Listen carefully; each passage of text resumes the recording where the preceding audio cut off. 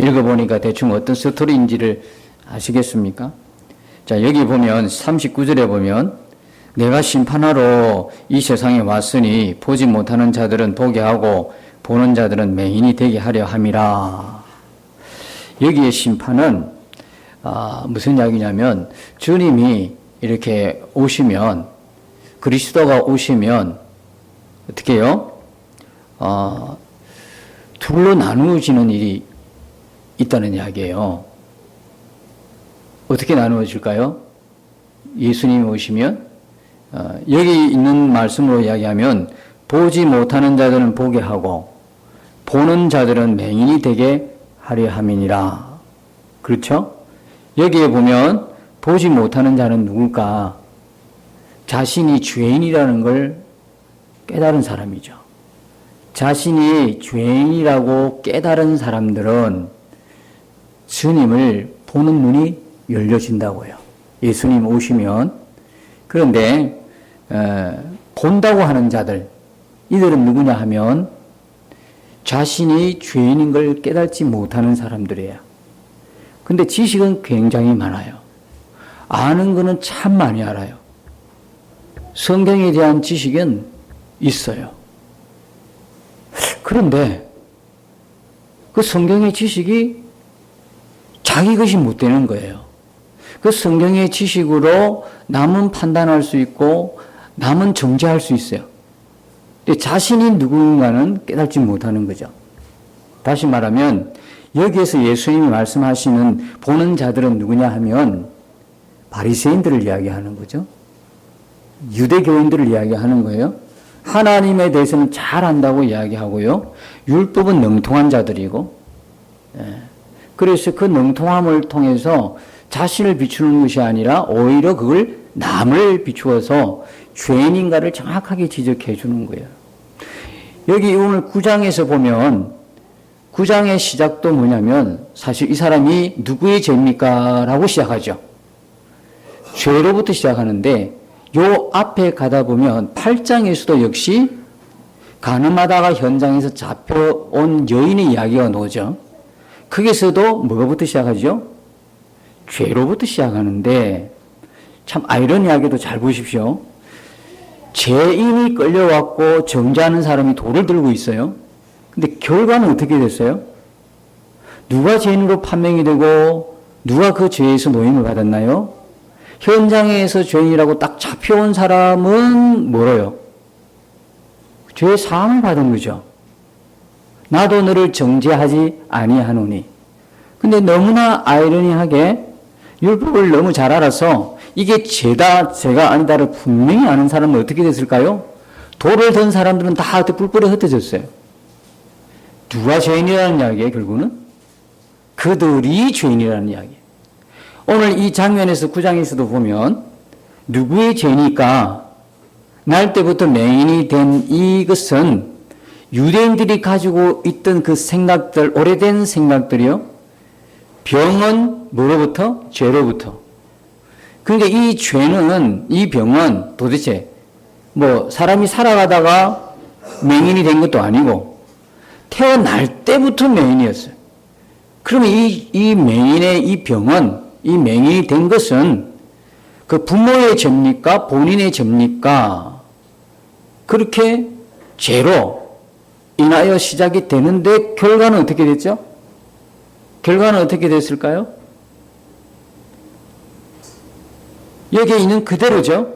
보지 못하는 그 맹인은 어떻게 해요? 본단 말이요. 보게 되었다. 누구를 만났다는 이야기예요? 예수님을 만나게 되었고, 보는 자들은 맹인이 예수님을 만나지 못하게 된 거예요. 다시 말하면 내가 죄인이라는 걸 아는 사람은, 내가 죄인이라는 걸 깨달은 사람은 항상 그 마음이 갈급하고 가난한 사람이에요. 예수님에 대한 그 메시아에 대한 간절함이 있어요. 그 기대가 있어요. 그죠? 그분의 기다림이 있어요. 그 마음에 기다림이 있어요. 그래서 그런 사람들은 자기가 남이 이야기하지 않아도 이게 부모의 죄인지 자신의 죄인지 유대인이라면 갖고 있을 죄라고 하는 무거운 마음의 짐을 지고 살았던 사람이거든요. 그러니까 그 죄인이라고 하는 무거운 짐으로 인하여 마음은 가난할 대로 가난해져 버린 거예요. 그러니까 예수님이 오셔서 자기를 고치셨지만 진짜 예수님이 이렇게 고치신 그 예수님이 누구인가에 대한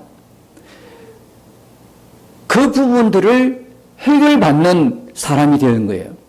그러나 본다고 하는 사람들, 성경을 많이 알고 율법을 능통하고 그런데 자기는 어려운 자야. 자기는 자기 죄에 대해서 전혀 깨닫지 못한 사람은 오히려 주님을 만나지 못한다는 이야기거든요.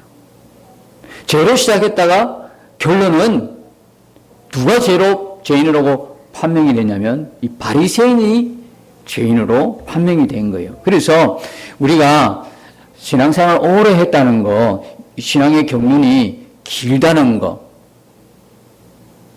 그죠?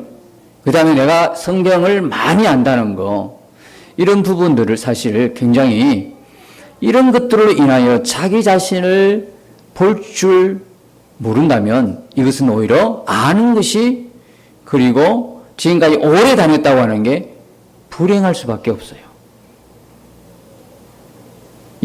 왜요? 이 완악함이 있거든요. 누구 말을 들으려고 하지도 않아요. 내가 많이 알기 때문에 누구 말을 들으려고 하지도 않아요. 여기 보면 이 말을 하는 거예요. 34절에 보면 지금 잘 모르는 이 맹인, 뭐 책을 봐서 공부를 했겠어요? 뭘 알겠어요? 그런데 이 사람은 은혜를 지금 받은 사람이에요. 이 은혜를 받고 은혜의 이야기를 하고 있는데 이 바리새인들은 반대로 배운 지식으로 이야기하는 거죠. 그래서 이 은혜를 받은 이 맹인이 도대체 나에게 일어난 이 일들은 하나님께로부터 오지 아니하면 아무 일도 할 수 없다. 이분은 하나님으로부터 온 사람이다. 온 분이다라고 이야기하면서 이렇게 바리새인들의 질문에 대답을 했을 때 34절에 보면 그들이 대답하여 이르되 내가 온전히 죄 가운데서 나서 우리를 가르치느냐 하고 이에 쫓아내어 보냅니다. 들으려고 하지 않는 거예요. 네가 뭔데? 말씀도 모르는 게, 율법도 모르는 게, 또 온전히 죄 가운데서 나서 어떻게 우리 이렇게 하나님을 잘 아는 성경을 그리고 율법을 잘 아는 우리에게 가르치려고 하느냐 하고 오히려 들으려고 하지 않고 쫓아내어 보내버리는 거예요. 조심해야 되는 거예요. 교회에 익숙하다는 게 이게 조심스러운 거예요. 더 이상 남의 이야기를 들으려고 하지 않아요. 객관적으로. 완악함이 자리하고 있어요. 나 아니고는 누구도 나보다 많이 알 수도 없고 앞설 수 없다고 하는 그 생각들이 나도 모르게 자리 잡을 수 있어요. 우리 직분 중에 가장 그 위험에 노출되어 있는 직분이 목회자일 수가 있어요. 성경을 많이 안다고 하는. 그리고 목회 경험을 통해서 지금까지 경험상 그래왔던 거야. 막 이렇게 생각하고 다른 사람들의 의견이나 새로운 생각들을 받아들이지 못하는 그런 경우가 있다 그러면 그건 불행한 거죠. 교회 안에서 뭐 장로님이나 목사나 또 이런 중직일수록 더 이렇게 우리가 늘 자신을 주님 앞에 비추어서 점검을 해봐야 돼요. 그렇지 않으면 지금 오늘 나오는 이 바리새인들처럼 이렇게 듣지도 못하고 오히려 거부하게 되고 완악해져 쫓아낼 수 있는 그런 사람이 된다는 거죠. 자, 여러분 오늘 이제 이 나면서 날 때부터 맹인된 이 사람을 보면서 뭐 느낀 거 없습니까? 날 때부터 맹인이야. 날 때부터 보지 못한 사람이 우리의 모습 같지 않습니까? 우리 모든 인간의 실상 아닌가요? 날 때부터 볼 수 없다. 우리는 죄인으로 태어나면 날 때부터 그죠? 하나님을 볼 수 없는 존재로 태어나잖아요. 죄 가운데서 태어난 사람, 모든 사람의 공통점은 하나님을 인식을 못해요. 왜? 죄와 허물로 이미 죽었기 때문에. 영이 죽었어요. 하나님과 관계가 끊어진 상태에서 태어나요. 하나님 관계와 끊어진 상태에서 태어나기 때문에 전혀 하나님을 뭐 할 수 없다. 의식할 수도 없고 인식할 수도 없어요. 동행 자체가 안 되는 존재로 태어난 게 우리예요. 그래서 여기에 보면 날 때부터 맹인 이 사람은 알고 보면 인간의 실존을 이야기하고 있는 거예요. 근데 어느 날 이 날 때부터 하나님을 전혀 인식할 수 없는 우리에게 예수님이 찾아오신 거예요. 찾아오셔서 우리가 그 하나님의 은혜와 사랑으로 인해서 예수님을 만나게 되고 예수님을 나의 주, 나의 하나님이십니다 고백하게 되고 그리고 우리가 완전히 신분 자체가 바뀌어진 거예요. 우리의 눈이 열려진 거죠. 우리의 죽었던 우리가 살아난 거죠. 감겨진 눈이 비로소 열리고 막혔던 귀가 뚫어진 거죠. 그게 이사야 35장 5절에 보니까 메시아가 오면 보지 못하는 자가 보게 되고 듣지 못하는 자가 듣게 되고 놀라운 일이죠. 참 아이러니하지 않습니까? 이 맹인된 사람이 날 때부터 맹인된 사람이 다 고침받고는 바로 예수님을 눈앞에서 보게 됩니다. 37절에 보니까 예수께서 이르시되 내가 그를 보았거니와 지금 너와 말하는 자가 그이니라. 이거요 놀라운 은혜입니다. 이건 보통 은혜가 아니라고요. 여러분 마태복음 13장에 보면 17절에 보면 13장 17절에 보면 이렇게 보기를 원했던 분들이 있어요. 이렇게 듣기를 원했던 분들이 있어요. 누구냐면 구약의 선지자와 의인들이었어요.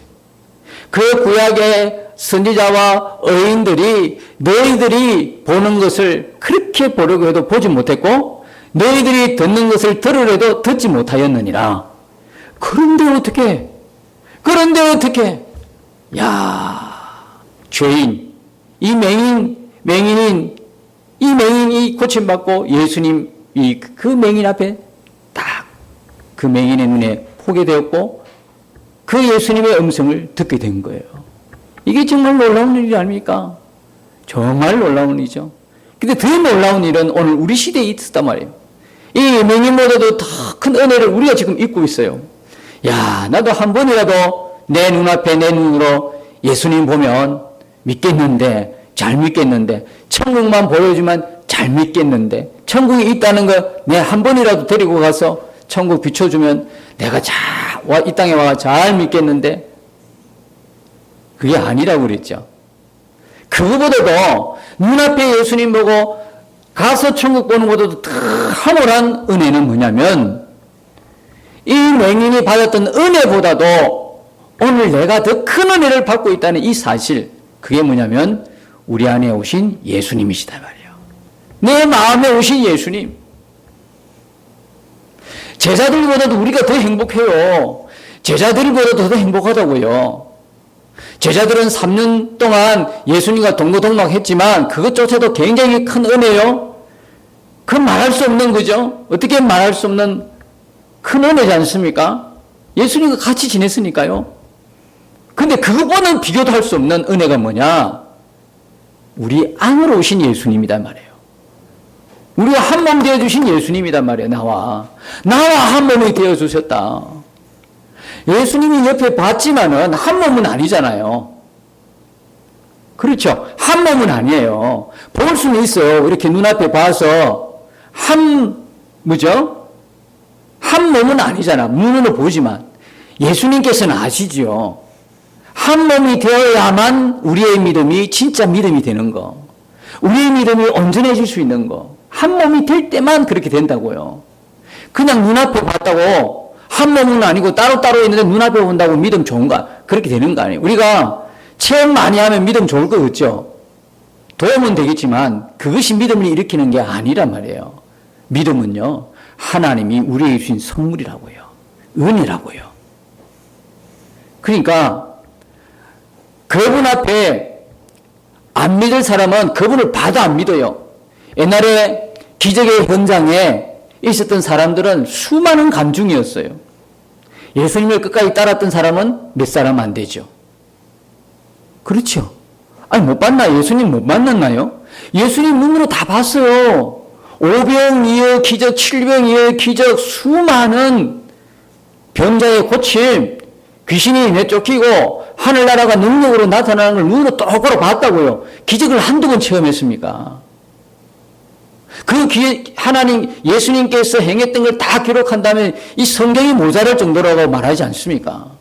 성경에 기록되지 않은 부분들에서도 상당히 많은 부분들을 예수님 시대에 수많은 사람들이, 관중들이, 많은 사람들이 봤어요. 근데 그들이 다 믿었습니까? 안 그래요. 예수님 본다고 믿는 거 아니라니까요. 기적을 체험한다고 믿는 거 아니라니까요. 하나님께서 택한 자가 믿고요. 하나님이 믿음을 주셔야 믿는 거예요. 절대. 그래서 하나님 아시죠? 우리가 정말 온전한 믿음을 갖기 위해서는 한 몸이 되어야 되겠다고 하나님은 생각하신 거예요. 그래서 성령을 통해서 우리 믿는 자 안으로 주님이 오신 거예요. 그러니까 하나가 되어버리는 거예요. 이렇게 돼야 영원히 떠나지 않아요. 영원히 떠나지 않고 구원의 완성이 되는 그날까지, 그죠? 하나님과 같이 동행할 수 있도록. 그래서 우리가 해야 하는 건 뭐냐면, 정말 이 맹인이, 날 때부터 맹인된 사람이 눈을 뜨는 것보다 더 큰 기적, 우리 안에 계신 예수님, 그 예수님을 바라보는 눈을 뜨는 것입니다. 오늘 우리에게도 이 에바다 역사가 일어나야 되는 것입니다. 우리에게도 눈을 뜨는 역사가 나타나야 하는 것입니다. 오늘 우리가 바로 그런 현장이 되기를 축복합니다. 바로 우리에게 하나님께서 그렇게 하시는 거예요. 그런데 이걸 보면요, 박수치고 하나님 영광 돌리고 이래야 되는데 뭡니까? 유대인들이나 바리새인들이나 오늘 모습들은 정말 실망스럽죠. 여러분, 자, 성경에 보면 예수님께서 맹인들을, 다시 말하면 소경들, 맹인들, 오늘날 표현하면 시각장애인들 이렇게 표현하지만, 이 맹인들을 고쳤다고 하는 그런 내용들은 성경에 곳곳에 기록이 되어 있어요. 그런데 오늘 본문처럼 이렇게 고치시는 건 좀 특이한 방법이죠. 말씀으로 고치시고요. 그 다음에 안수하여 고치시기도 하고 그랬는데, 굳이 여러분 예수님께서 안수 안 하셔도 고치시죠. 말씀 한마디로 다 고치시는 거죠. 그죠? 말씀 하나로도 고치시고 안수로도 고치시지만, 오늘처럼 이 본문처럼 그냥 침을 뱉어서 진역을 이겨서 눈에 바르고, 그죠? 그렇게 해서 실로암 못에 가서 씻어라, 이렇게 번거롭게 안 해도 고치실 뿐인데 이렇게 하셨단 말이에요. 그러면 대부분 사람들은 어떻게 질문한다고요? 어떻게 이렇게 질문하죠? 아니, 어떻게 맹인이 눈을 떠서 어떻게 안전병이가 일어났지? 어떻게 암덩어리가 떨어지고 저 사람이 곧 죽을 사람인데 살아났지? 전부 다 우리가 생각하는 건 어떻게 해요? 인간은 어쩔 수 없어요. 이 어떻게, 여기에 갇혀 있는 게 우리의 한계예요. 그러나요? 믿음의 사람들은요, 이 한계를 뛰어넘는 사람들이에요. 어떻게 뛰어넘어요? 어떻게가 아니라 왜? 그래서 우리는 항상 기억해야 돼요. 하나님 앞에서 질문해야 할 질문의 앞에는 뭐냐면, 왜 그러셨을까? 오늘 장면처럼 왜 굳이 이렇게 하셨을까? 여기에는 하나님은 뭐가 있다고 그랬죠? 하나님의 의도가 숨어 있어요. 예수님은 충분히 말로도 얼마든지 그 현장에 안 가서도 여기서도 됐다 그러면 된 거예요. 내 믿음대로 될지니라 하면 된 거예요. 직접 만나지 않아도요, 멀리 떨어져 있어요. 예수님은요, 시 공간을 초월하여 역사하시죠. 그러니까 말씀 한마디에 미국에 가 있어도 고침받습니다. 가까이 봐도 고침받고요. 아무 상관이 없어요. 그런데 이렇게 하셨다면 여기는 분명한 의도가 있어요. 여러분이 성경을 읽으시다가 여러분들이 이해가 안 되는 장면이 나오면 한번 여러분이 스스로 질문하셔야 됩니다. 왜 이렇게 하셨을까? 성경 읽다가 여러분 잘 이해가 안 되는 부분 있죠? 그렇다면 자꾸 의심하지 마시고 어떻게 이렇게 하지 마시고 왜 그러셨을까? 예수님은 지금 왜 이런 방법을 쓰셨을까? 그죠? 여기에 대한 해답이 있어요. 여기에 대한 해답이 어디 있냐면 14절에 있어요. 14절에 보십시오. 14절에 보시면 예수께서 진흙을 이겨 눈을 뜨게 하신 날은 무슨 날이라고요? 안식일이에요.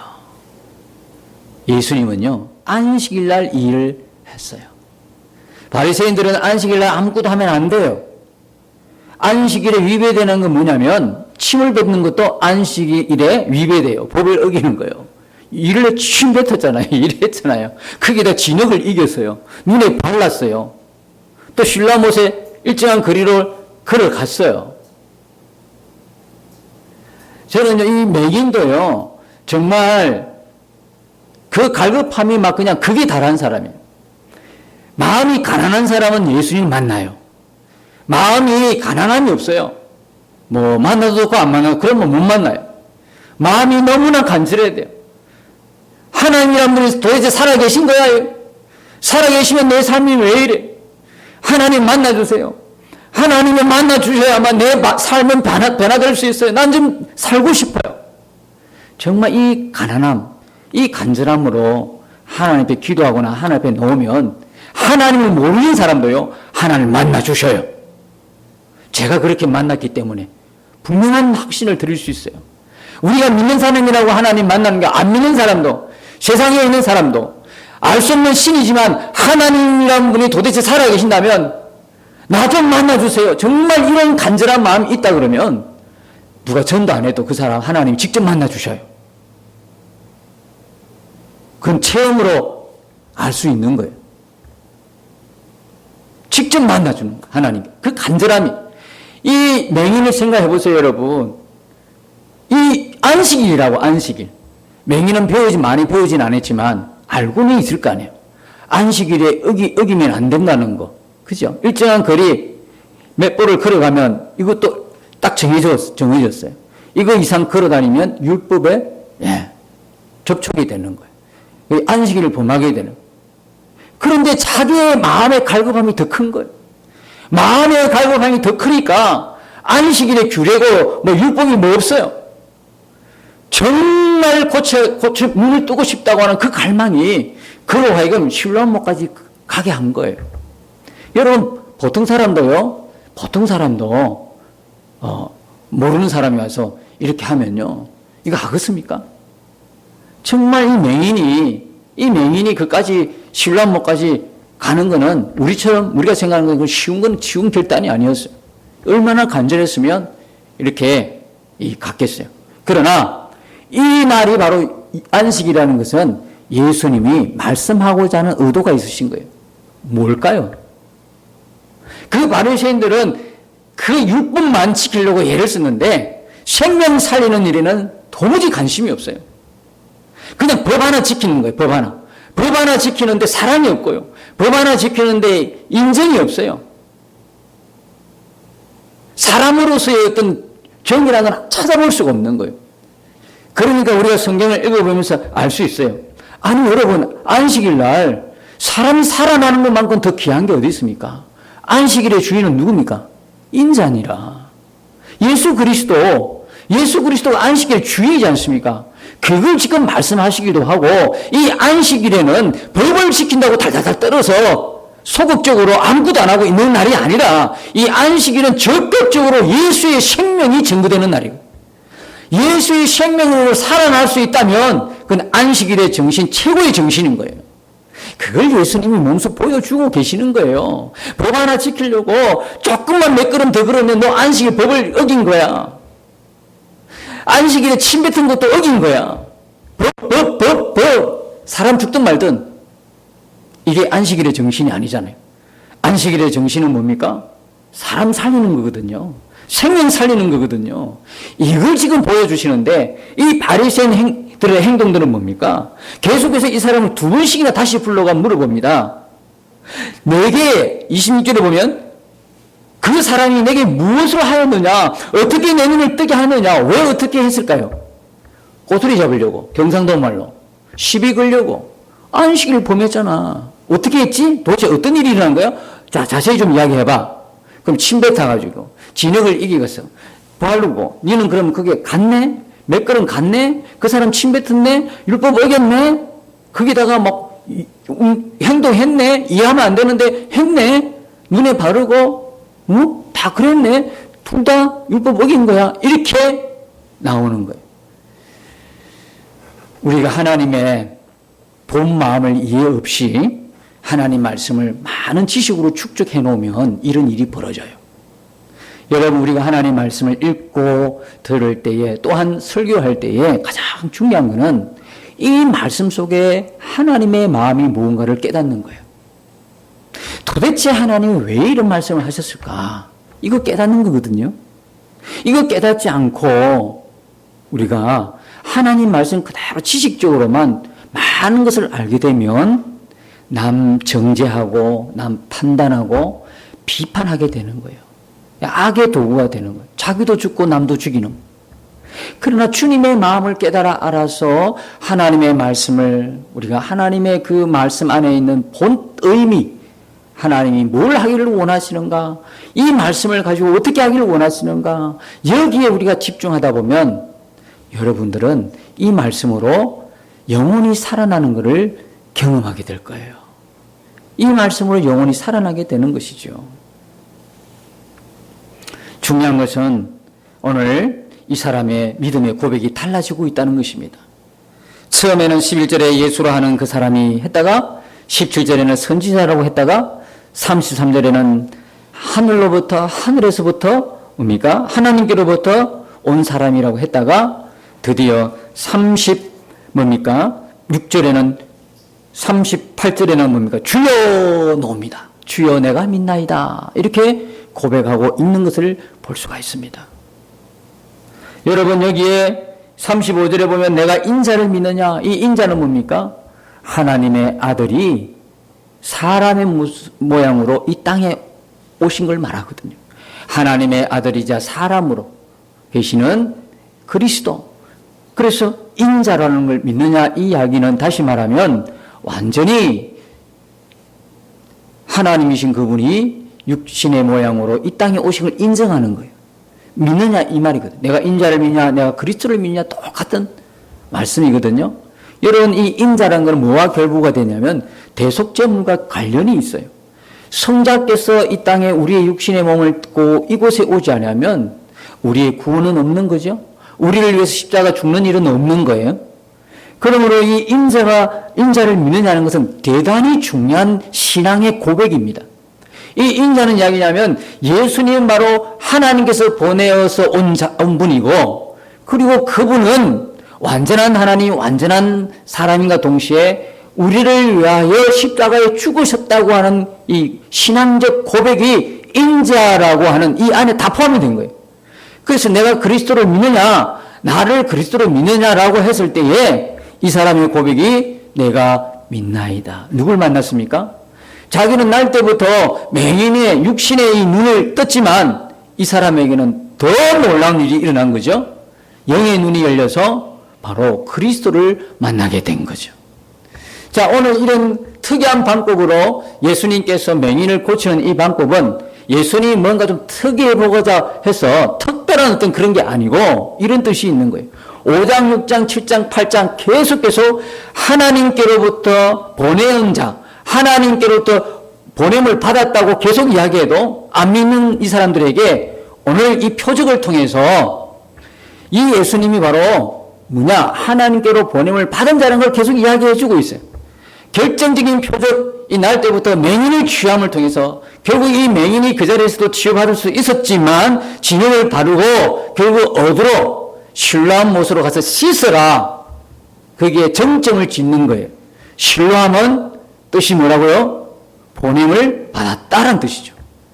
이렇게 자세하게 그림을 그려가면서 예수님이 예를 들어서 이런 그림을 그려가면서 지금 퍼포먼스를 하는 거예요.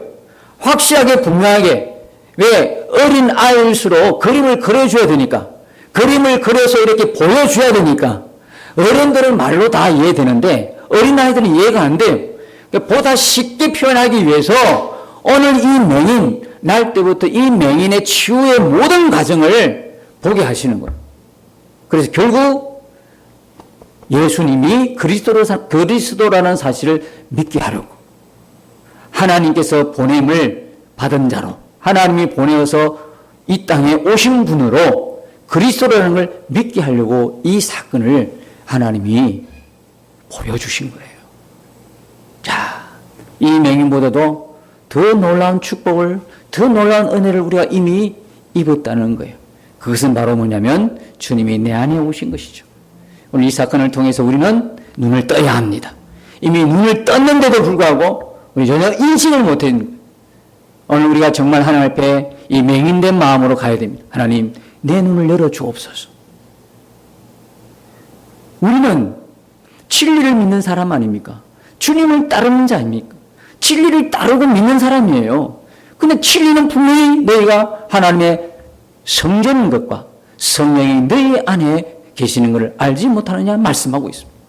그렇다면 우리가 예수님을 주라고 고백하는 우리 안에 이미 성령을 통해서 주님이 오신 것에 대해서 인식을 못하고 의식을 못한다면 우리는 오늘 이렇게 날 때부터 맹인된 이 사람의 마음 가운데 있는 이 갈망을 품어야 하는 것입니다. 주여, 이 맹인이 갖고 있던 하나님에 대한 갈망을 나도 품게 해 주옵소서.